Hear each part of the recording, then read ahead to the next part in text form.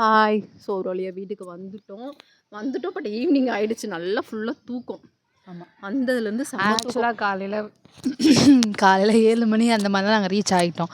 வந்ததும் ஒரு அரை மணி நேரத்தில் செம்ம தூக்கம். எந்திரிச்சோம் ஒரு ஒரு ஒரு 1:30-2 மணிக்கு எந்திரிச்சோம்.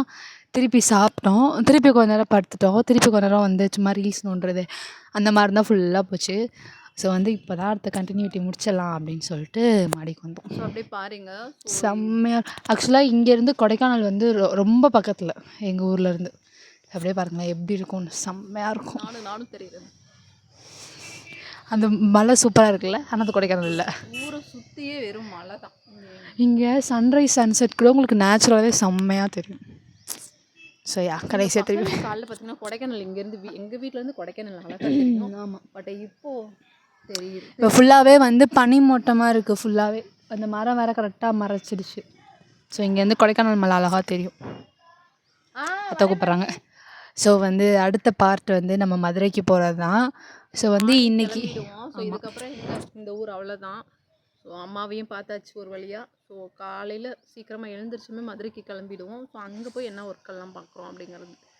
ஸோ ஆக்சுவலாக அவ்வளோ ஒர்க் இங்கே வர்றதுக்கு வேலையே இல்லை. மதுரை போகிறது தான் வேலை. பட் சரி வந்துட்டோமே அப்படின்றதுக்காக அதனால் ஸோ வந்துட்டு அங்கேருந்து ஒரு 1 hour தானே. ஸோ அம்மாவையும் பார்த்துட்டு போயிடலான்னு தான் நாங்கள் தேனிக்கு வந்தோம். வந்துட்டேன் மதுரை. ஸோ வந்துட்டு நெக்ஸ்ட் வீடியோ மதுரைக்கு போகிறது.